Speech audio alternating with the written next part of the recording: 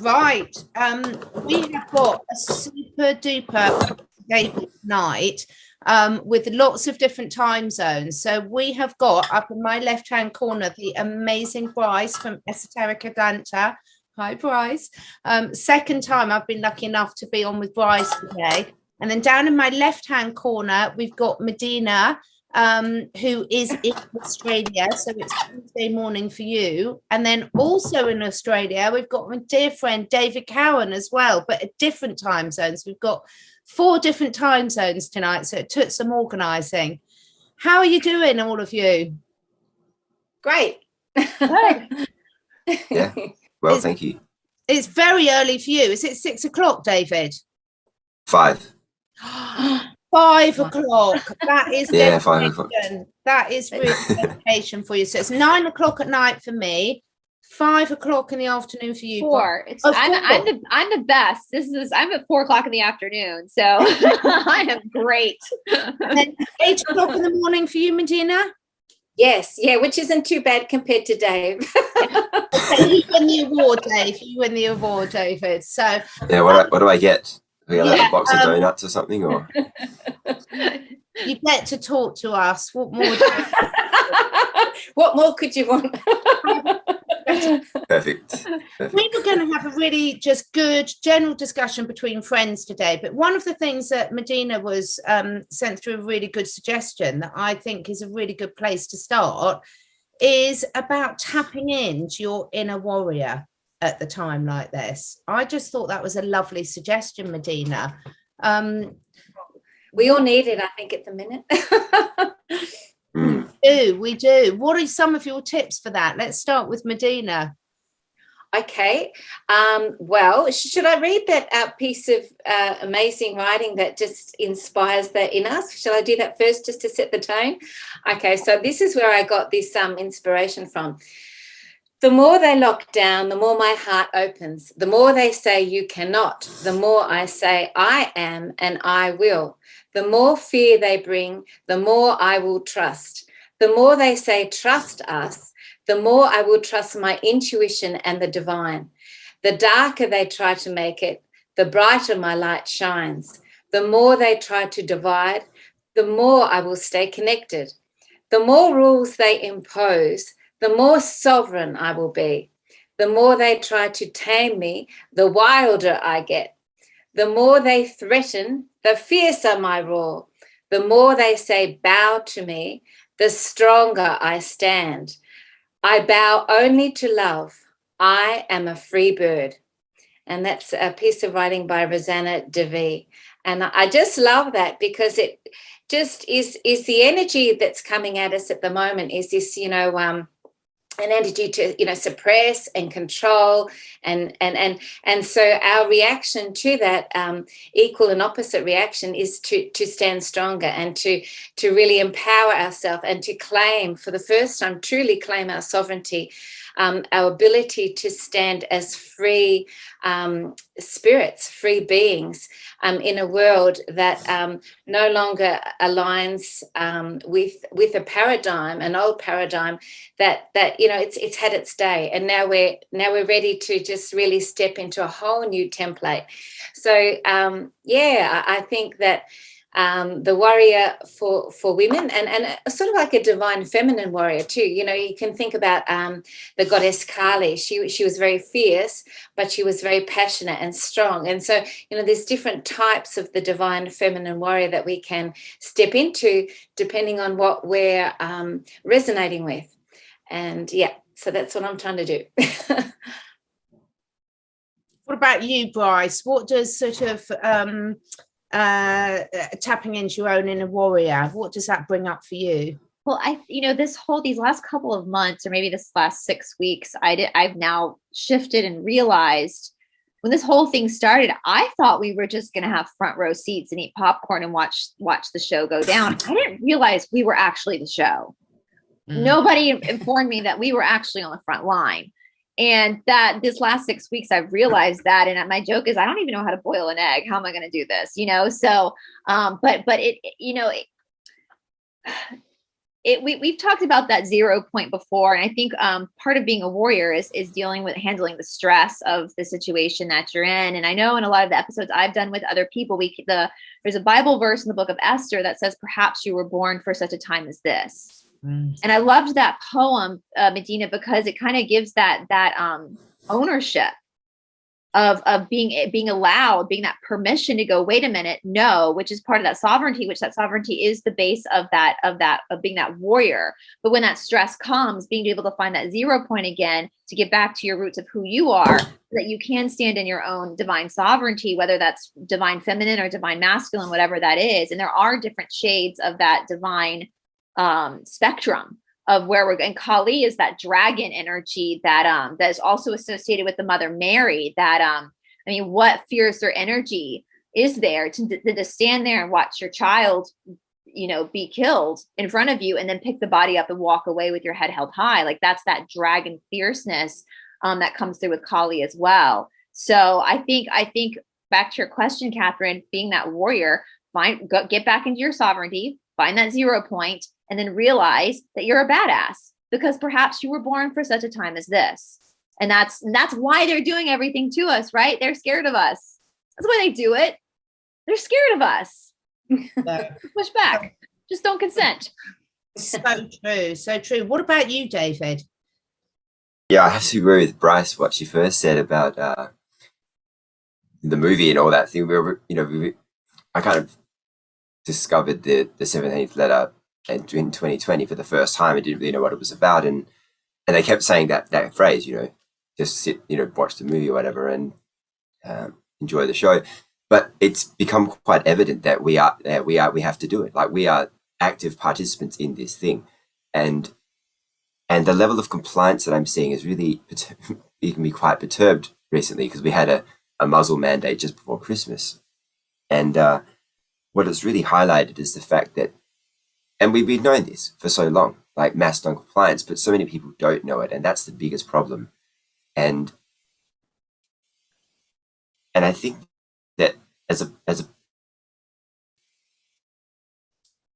part of people wearing these muzzles by themselves when they're out walking or in the car by themselves or whatever, it's also highlighted to me that I need to not let that get to me. And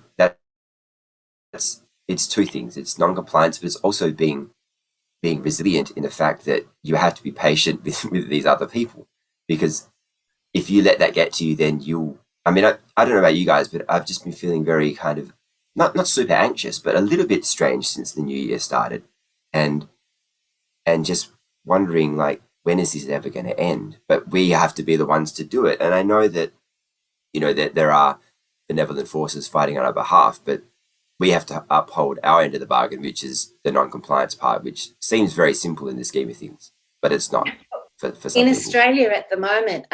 They've just announced in the Northern Territory, in an unprecedented move, say that the Chief Minister, Michael Gunnar, has declared that from 1 p.m. today, unvaccinated Australians will have... Oh, sorry. People that don't have this will have really brutal sort of lockdown measures in place for 3 days, I think it is. And then when that finishes on Monday, then this pass system will begin in the Northern Territory. So that's another push by them forward. So again, we have to step up even more and really step up in our non-compliance, non-consent, and do everything we can to push back. Yeah, I so agree. And it's interesting because what keeps coming to mind for me is the phrase, what doesn't kill you make you stronger. And I think never has that been more apt in my life than what it is now. And I've always been, and it's got me in a lot of trouble over the years from a very early age, a real advocate of walking your talk. And really, so many people say things and then don't live them out in their day-to-day life. And for me, that's just completely unacceptable. And I think at the moment, in terms of sort of stepping in and tapping into your inner warrior, we've all got so much more resilience than we know. And I've always fought quite hard about, you don't have to hit rock bottom before you make changes in your life, because that's not my personality. But now I can see where that comes from. I can see that it's bigger than just us as individuals, and that at an individual level, we've all got our different tolerances, our different boundaries, the different external circumstances that we're being subjected to. However, you've got to look at the bigger picture and more than you. And if we truly believe and walk the talk that we are all connected in everything in the universe, animal, plant, humans, that we are all connected, then we have to understand, like you were just saying, the tolerance for other people, David. And it's so much bigger than we all imagined, isn't it? We sort of, I suppose I've always been the type of person that really believes one person can change the world. And this last year and a half has really taught me more than anything, it's all about community, and together we are stronger. And I think you've made a fantastic point there that I trigger so much ideas. But when you have been through an incarnation and you've experienced a lot of things, you can really tap into so many resources through that experience. So, for example, you can go back to something that you found really, really challenging in your life, and remember the qualities that it took to be able to, go through that experience, and just tapping into those qualities again, because those qualities were created by you for this time.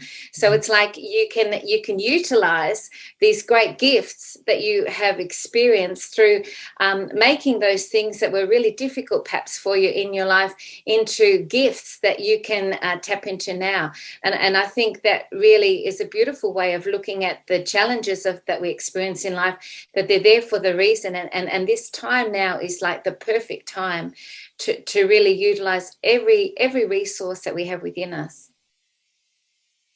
Yeah, I mean, Bryce, I hear you talk. I mean, you are such an expert on yoga and the Yoga Sutras and everything. And this is really standing you in good stead now, isn't it? I mean, well, I actually was just talking with Taylor Moon on a video we recorded about how gobsmacking it is that there are so many spiritual schools all over the world that are complying. And it's like they just lost all credibility, because you can't go into a yoga shala and be forced to do this. You can't, that goes against the principles of everything. And part of the practice of yoga itself, and at the root of it, is learning how to see the truth through the illusion. So if you're still falling for the illusion and you've been practicing yoga for 20 years, what the hell were you doing on your mat? And so what we're seeing too is like, it's almost like this great divide. And not a bad way. It's just, and that again goes back to the law, or the law of one, where it talks about the ascension, the harvesting, and people that aren't ready to be harvested, or souls that aren't ready to be harvested to ascend into fourth density positive. That's okay. It's that thing about that's okay. They're just not ready. So they're going to have to go to another planet to continue this third density journey, to continue learning. And I think too, as kids, our parents used to always say, like, if your friends were jumping off of a cliff, would you? How many people now, grown ass adults, are you like, why are you following the herd? Yeah. What? You're following them off the cliff, And so we're starting to see these moral, and it's hard. It's really hard. I know. For me, I mean, in Atlanta, nobody in Atlanta, I think, knows who I am or knows I have a platform, especially where I go to the grocery store. No one ever, but knowing that I have a platform means that I cannot put one of these on at all. Even if it's just going to be convenient for me in that moment, I have to be integral to what I'm saying on my channel. It keeps me accountable to that. Now, where I am in the United States, we don't have any of these like laws for any of this. I live in a very conservative area, which is Atlanta's not too conservative, but the state itself is pretty. So I have nothing. My life is very easy compared to the three of you guys. Like, I have so much respect for people living in other countries right now where it's a lot more extreme. But it does force you to have to like consider every action you take, and are you representing your values? Are you representing what you claim to believe in? And what a great mirror in the opportunity that is for us, especially if we are ascending, to be able to check ourselves. And for me to go, I can't just run into the grocery store and quickly put one of these on because it's convenient for me. I have to walk in there with my head held high without one of these on, because that's what I want everybody else to do too. Does that make sense? Integrity. Yeah. Yeah. Integrity. Yeah. Yeah. You're expressing your authentic self authentically to the world. Yes. Yeah. Without trying to fit in with everyone else, and just truly being a direct channel of what your soul wants to express. Have you felt with that, your experiences today have prepared you to really step into your authentic self? Was that directed at me? Yeah, sorry, you, David. Yeah. No. So my past experiences, how have they helped? That's a good question. What I was about to say was something. It's about having these non-negotiables in your life, and I think that since I started the personal development journey, which is maybe 7 years ago, that's really prepared me a lot. I went through so much, so many belief shifts, so many paradigm shifts, and challenging my beliefs, and just living life a completely different way than I was used to before.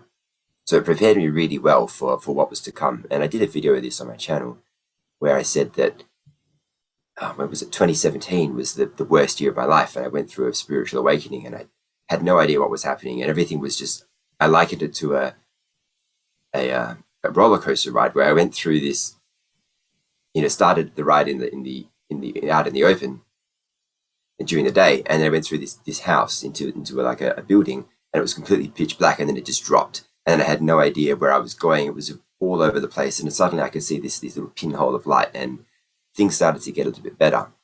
And the way I got through a good portion of that was by giving my heart what it wanted, which was music at the time, which has always been music, but I just wasn't doing it for ages. And that helped me get a little bit better. And then all of a sudden, well, not all of a sudden, but over time, things got really good. And ever since then, I've had the most amazing 4 years of my life since I started getting better, at that end of that period. And I think it's the same as what's happening now. We're going through the dark night of the soul as a collective, the whole planet. And because we didn't do the work, for people that didn't do the work prior to this, they're experiencing it now. And for people like us, I would imagine all of you have experienced something similar. It's not as challenging because we've done a good portion of the work. Not to say that it's not challenging at all. We still have to face, I still have to go to the not wear it when I go out and deal with people, and which is interesting because I've had like a lot more people pull me up, in public for not wearing it in the last couple of weeks than I ever had before, and it's also stepping into your power in that moment and just challenging it. And yesterday I was at the gym and I walked in, and you don't have to wear them when you're at the gym because you're exercising, right? But I walked in and this guy walked out as I was walking in, and he was working out with the trainer who was wearing his, and the trainer said something to me as I walked in, and I heard him say the M word, but I didn't think he was talking to me because he was just worked out with the dude. And then he walked to the door to go and what I thought was chasing that guy to ask him something. Then he came up to me and he said, "Oh, you have to put it on before you start your workout." And I was like, "Hey, I'm just about to start." And he's like, "No, you have to wear it when you walk in." I was like, "Are you kidding me? No, it's a 10-meter walk." I'm like, what am I? This is ridiculous. And he had one in his hand, and he was like, "Oh, you can have this one." And I just didn't even bother to lift my hand up. And he got really flustered and walked away. And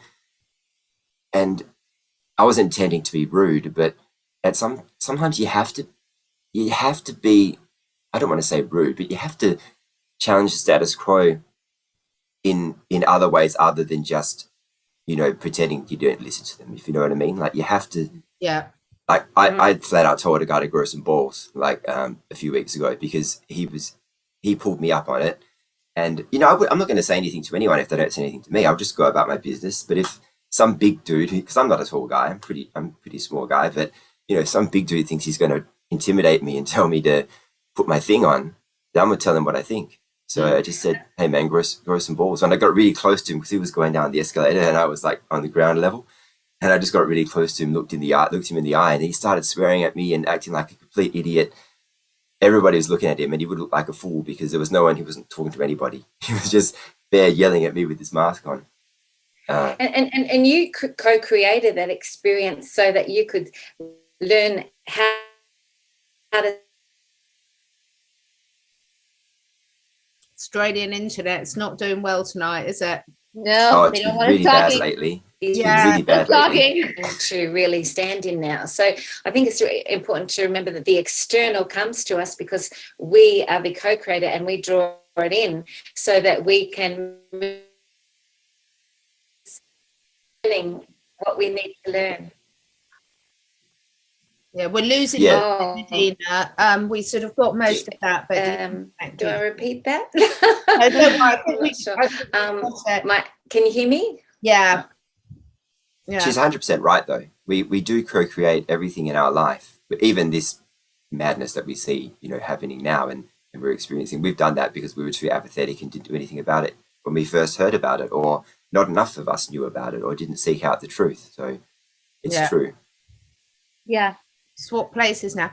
I think it's so important to say because I think, I've never thought of myself as a particularly rebellious person. But now looking back on it, you hit on it. It's these non-negotiable boundaries that you're just not going to do it. So I heard Charlie Ward say the other day about how he was taking Justin, his son, to a gymnastics competition and they had to stay in a hotel and the hotel were absolutely insistent they weren't coming in without this. And his wife sort of said, it's important not to stress Justin out. Can you just wear one to get in there? And he was like, well, can I just have an affair for 10 minutes then? And it's exactly that to me. So I've had so many conversations with family members, with friends, not so much members of public, because I've got that sort of don't mess with me face. But, where family members have said, well, why? It's not that big a deal. Can't you do one? And I'm like, to me, it's everything. To me, this is, I'm not joking, it's not letting the Jews into your house. It's not sheltering those people in need. It's not feeding the birds when there's snow outside and they're starving. All those examples are, at what stage do you turn a blind eye? And Bryce, you've talked about this so many times about how many Nazis were working at the camps while this is all going on. And, there's nothing to me more important than your core values. And once you've let those drop, then it's very, very slippery slope. It's a very slippery slope. And actually, for me personally, it's so much easier just to not give in at all, because where do you draw the line? If you say, well, I'll behave like this in this situation and not in that, you're sending a message out to the universe that you're not clear on your values, you're being incongruent, and that's what you're going to get back. Yeah. 100%. That it's shocking. The whole I know as an American, I know so many people whose grandparents immigrated here because of World War II.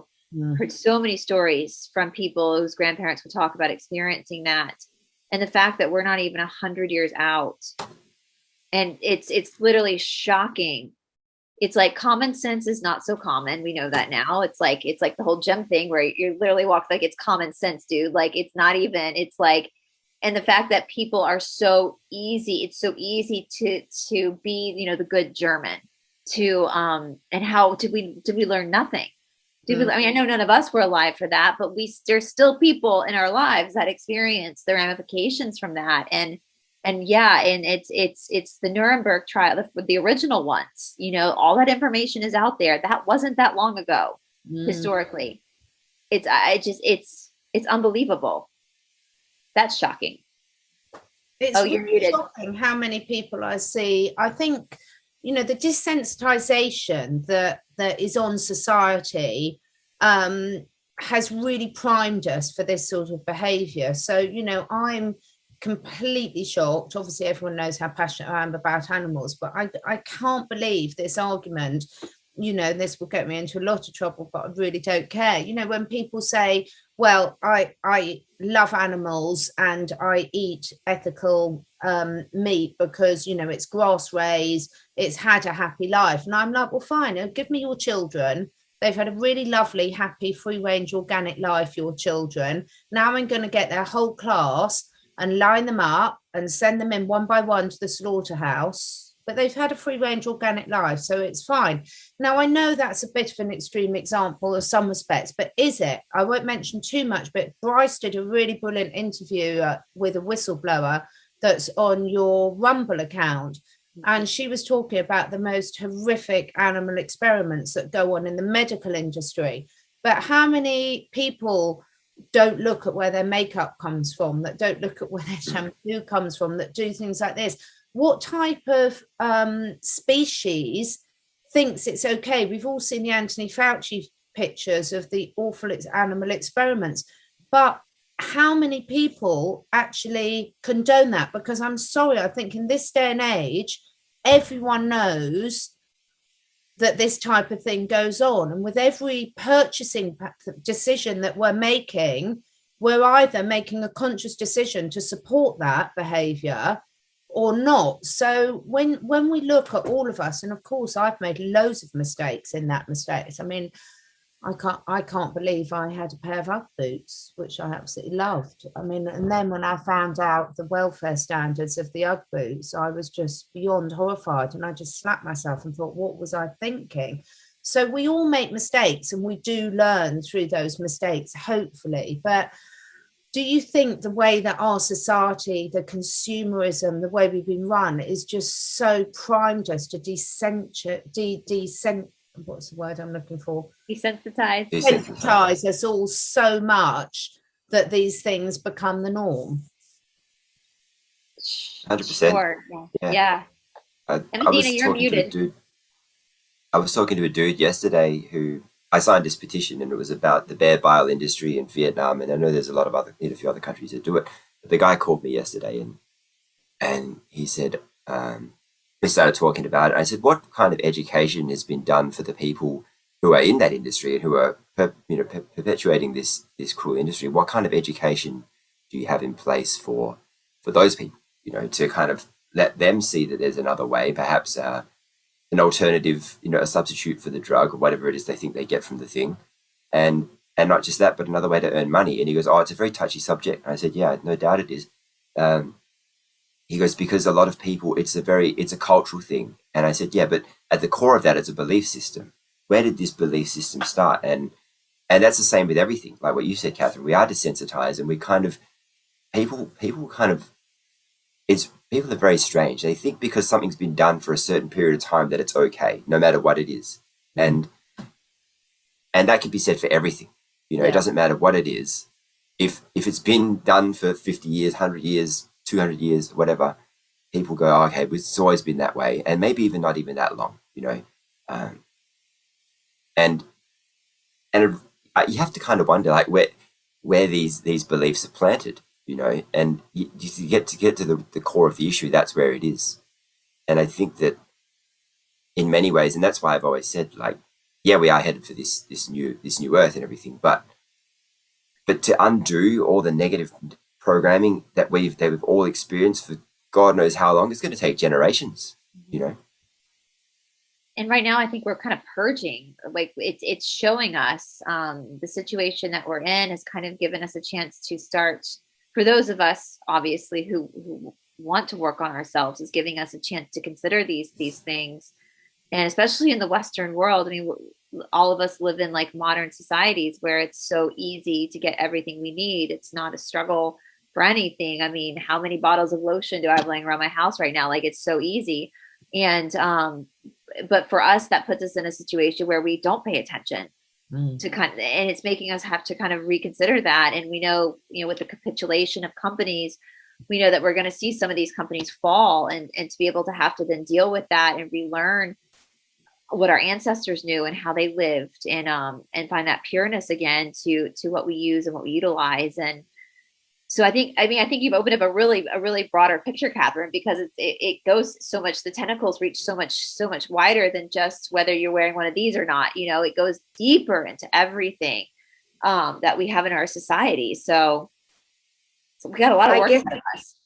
it boils down to, and I will say I've had some technical issues, so sorry if I've my internet cut out and then my microphone muted and all this stuff. So it's been a bit of a schmozzle, but anyway, but it's lovely to hear you talking anyway.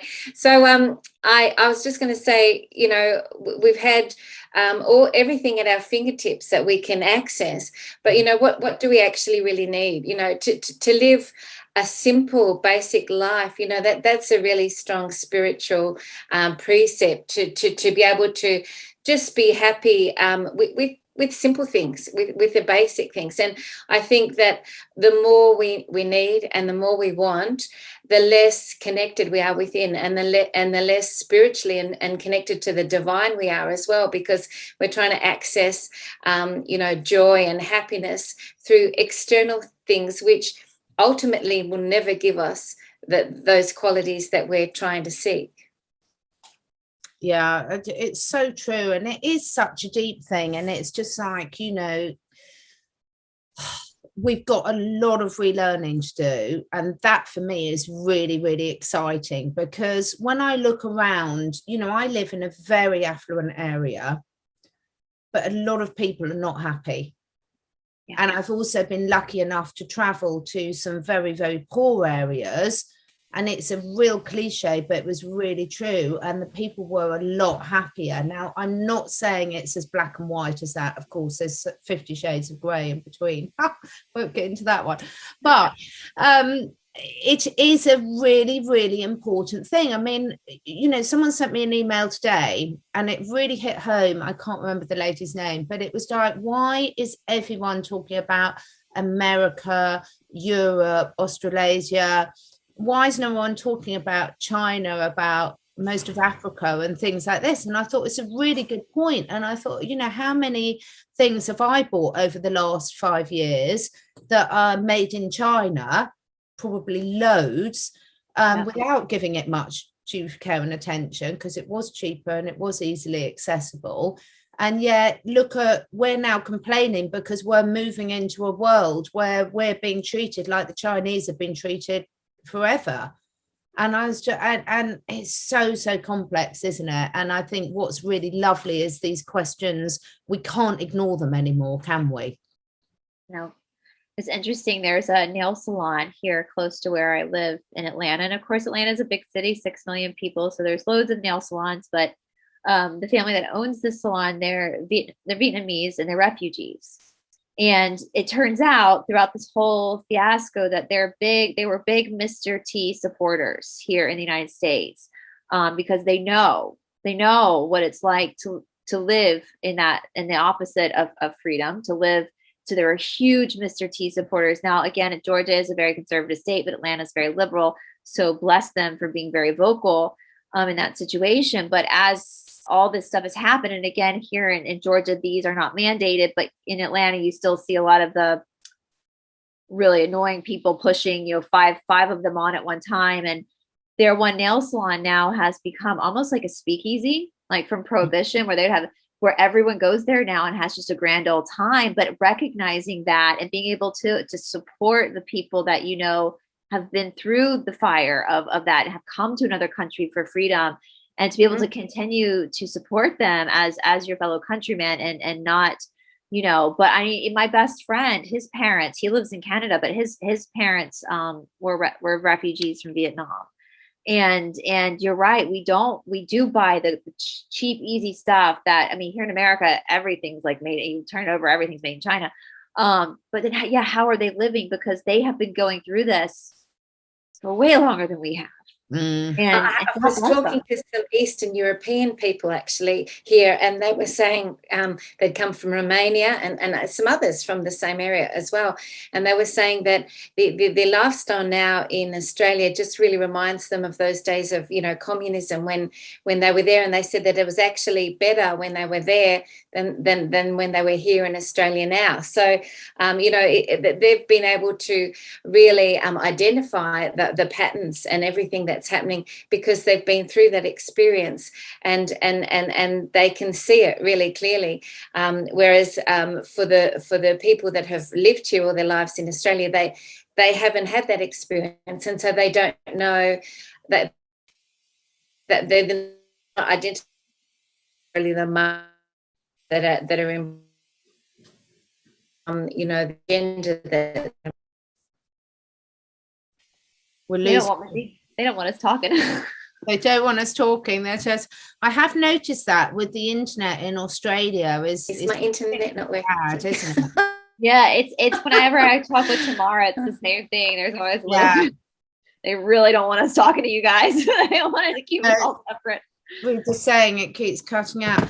Yeah, it's fascinating. I've got 3 Romanians in my house. One of them's out here with me now, 2 dogs and a cat. And I tell you what, their joy for life is absolute joy to behold. It really is. So, yeah. So, I mean, it's.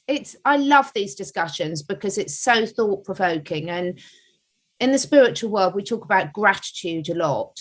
And it's one of those things where everyone talks about gratitude journal and, you know, they talk about living your life in gratitude. But I can honestly say over the last year and a half, I've never been more consciously aware of how grateful I am for so many things in my life. I'll tell you one thing, as an American, I mean, I grew up with parents that were very did a very good job of teaching my sister and me, constantly talking to us about what it meant to be an American, talking to us about the American Revolution. My parents did a really good job doing that. So I have to applaud them for that. But growing up in a country where we have the Second Amendment, you know, there's a lot of controversy around that. And of course, a lot of issues. But at this point, I am so grateful that we in America have these, because that's why we're not as bad as like Australia right now, is because they're kind of afraid of us. The government's kind of afraid of us because everybody's got one of these, you know, and we have a right. 10. Yeah, or 10 mostly. Well, actually, it's funny. My friend Cindy, who has done videos with Catherine and me before. She lives in an area of Atlanta, a different county. There's a lot of counties. She's in the suburbs, and it is still in that county's little constitution that it is by law everyone has to have one.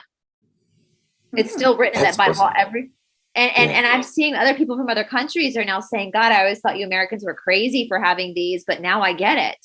I get it. I thought it was, and that was my big awakening at the start of this. I've spoken about it. Yeah. I'd literally, most people in the UK, generalization, but most of us think it's absolute madness that you've all got these, because all we hear about is what we now know, probably a FF, the wavy flag things, events, but we didn't know that at all, and still a lot of people don't. And I just had the biggest aha moment 2 years ago listening to an interview on London Real of just like, oh my God, I get it. And this is why I have to laugh at myself, because I thought, well, I completely fell for that hook, line and sinker. Completely thought all Americans were nutters. Yeah. They'd be stupid to let everyone have them. And now I'm just like, oh, bloody hell. I completely They wouldn't have many, would they, in the UK? There wouldn't be many of those, would there? People having them. We're not allowed them for general use, but we're still very much in touch with the countryside. There's a lot of controversy about that, about hunting and things like that. But so there's pockets of quite high level ownership, but not in the general public at all. We're not allowed them. I mean, I couldn't go out and get one unless I knew. You have to apply for a license. Yeah, you have to apply, license, very strict guidance, etc. You know, so yeah, I think it is very interesting. But you know, the upper levels of society can use them for, you know, hunting and things. Maybe the lower the lower echelons are not able to access them. Yeah, very Well, much so. And that is Yeah. why our forefathers gave us that, was to be for this purpose. It was not for each other. It was to overthrow a system that was bad. So the Yeah. people would always be in control. Mm. And that has been, I remember back, was it like the early 2000s? There was this whistleblower by the name of Swally. That was like her pseudonym. And she was the first person to really come out and start talking about what we now know is truth about this group of people. And she used to always say that America was the Wild West. She was American, but she said it's because of the Constitution that this group is having such a hard time getting America, like controlling it because of the Constitution. And what have we seen for the past 20 years? What they've been really going after with Americans is that Second Amendment. Well, if you take away the Second Amendment, the door's open to take away all of them. But yeah, you're seeing it. And they just have not been able to really get that. We've had presidents that but that's still, it's that root of that Constitution would not allow them to totally take control of a nation. And I remember Flynn saying, if America falls, the world falls. Yeah. And going back to what Swally was saying, that's kind of what she was saying as well. Like, because of this, they couldn't quite figure out a way. So what they had to do, they had to start manipulating by those special events, movies on the news that, of schools and stuff, that they would have to start manipulating to get more control. And now I know, during 2020, I think sales for these went through the roof here in the United States. Because all of a sudden people are like, oh shit, I gotta go get, that was encouraging, that most people could kind of see the writing on the wall. Like, we're going to have to, and we keep thinking, how long is this going to keep going? How long is this going to keep going? I do know that here in the United States, we have in our Constitution, we have the right to form, and I have to be careful about what I say this, a group of people, it starts with an M-A, to then, if the government has gotten out of hand, to then form this group to then come in and remove. That makes sense. And I know that a while ago when Mr. B first took office, he was threatening to take these away. And an officer got on a recording and said, if he does that, who do you think he's going to send out to collect these? He's going to send the army out, the military out. The military is not going to do it. Instead, the military is going to train you on how to use these better and fight with you. And so they kind of made that known that can't happen. But what I keep thinking is this can't go on much longer, because I know there are so many Americans that are already starting to form groups. There will be a civil WAR if this keeps going on and on and on, because a lot of the Americans are getting really fed up and know that they have the right by law to do that if they need to, according to our Constitution. I hope that makes sense. Sorry, I'm trying to be very coded by what I say. It's in the spirit of America, I think. The anagram of the word America is the I am race. And the I am is claiming your sovereignty. So it's like the light or the birth point of this I am sovereignty emanating to the rest of the world. Well, it's interesting you say that, Medina, because 1776, when the American Revolution started, a lot of the same Pluto, a lot of the planets were in the same alignment as they are right now. Yep, exactly. So that's interesting you say that. It was almost like that was the first domino, because America is a country of multiple cultures. So it's like the first domino of humanity basically giving the middle finger to the monarch, which is, as we know, is that bunch. And That's we now right. know why. It's an energy. It's a spirit. Oh my goodness. This is better than any history lesson that I've ever attended. Throw them in the bin. All those history lessons. Yeah, probably made up anyway. Yes. Oh, completely. So, we're near at the end of the hour. I think we need to carry this conversation on next week, guys, if you're up for it, because there's so much more we can talk about this. But okay, so we are where we are. What do we think? Let's go around the table and just have some parting advice for people that are watching, because when we're talking about we started off the conversation with looking at tapping into our inner warriors, and that looks different for different people and everything. So Medina, let's start with you. What, for people listening who are sort of perhaps a little bit isolated where they are or struggling with things, what would be some words of wisdom for them to tap into their inner warrior? Oh, I'm so glad you asked me, because I've got the perfect sort of metaphor for what to do at the moment energetically. And it is the lesson of the eagle and the crow. So the only bird that dares to peck an eagle is a crow. And the crow sits on the eagle's back and bites its neck. And so the eagle does not respond or fight with the crow. It doesn't engage. It just allows that to happen. But what it does instead is it continues to rise in its journey up, up, up, up. And then the crow can't sustain staying in those higher frequencies. It loses its ability to breathe. It can't oxygenate its body. So it just drops off the eagle. So it's a perfect metaphor for, when we have these energies coming at us that are trying to attack us or control us, we don't retaliate in a sense, but what we do is we continue to raise our frequency and ascend in our energy. And so I think that's a really beautiful story. I think it might be a Native American Indian story, but it's true that the crow is the only bird that dares to try and attack the eagle, and that's what happens.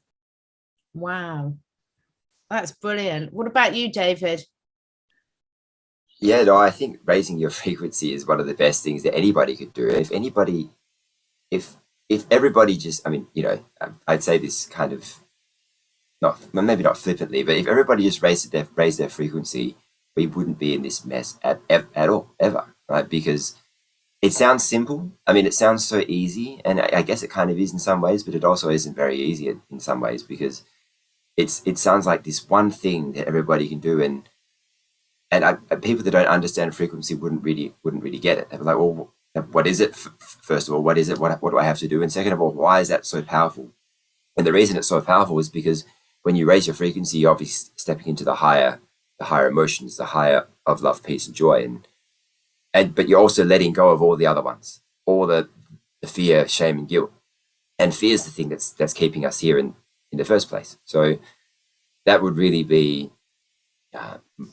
pretty much parroting what Medina said, is that's really the ticket out of it. It really is, because when you raise your frequency, you lose the fear, and you can step into your power at the same time. Fantastic. And what about you, Brian? False evidence appearing real. Fear. Yes. Right. Yeah. Yeah. They also say it's forget everything and run, but I like false evidence. Face everything and rise. Yes, face everything and rise. I know. I've been laughing this week about how, we all are starseed. And it's like, why did I abort mission just to beat me up? I'm done. No, but I really want to emphasize, and I've been saying this a lot today. I know, trust me. I think all of us know that everybody watching is tired. We know that everyone's freaking out. Like, we get it.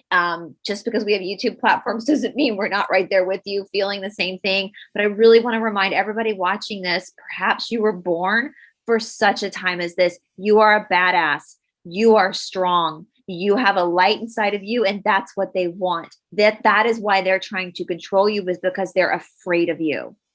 Be that eagle. The crow's got nothing on you. You are a badass. And if you have to sit in the corner and have a little cry for 5 minutes, that's fine. I've done that a lot. It's fine. But just know that you are here for a reason. You were put here on this timeline. We know that the galactics, the cosmos, that all these souls wanted to come to Earth for this purpose, because what we're going through is so huge, and you were picked. You were picked by the Creator to come here, to be here, to help push this planet into the new Earth. So just hold on to that. Don't let them bully you. Absolutely. And my little parting words of advice would be, pick your boundaries and just make them completely non-negotiable. And, personally, just spending some time on your own to sit there and think, what is really important to me at the moment? What do I really, just pick one thing and then make it completely non-negotiable, and just watch how things change for you when you do that. I think it's really, really powerful. Thank you so much, all of you. I really, really love these conversations. I hope they're helpful to our listeners. Please do let us know in the comments. And everyone knows all of you on here, but obviously everyone's link, this will be on all our channels, and we'll put everyone's links below. And if you're up for it, let's reconvene in the next week or two, guys, and continue this conversation. I'd certainly love to. Absolutely. Thank you all. Thanks, David, for making such an effort and getting up so early. Oh, I think he's I think frozen he's now. frozen. Australian internet, if we can put some fairy dust over Yes, totally. Gosh. Yeah. Thanks for hanging in there. Yeah. Take care. I just missed all of that. Yeah, that's okay. Bye. See you all soon. Take care. Bye, Yeah. guys.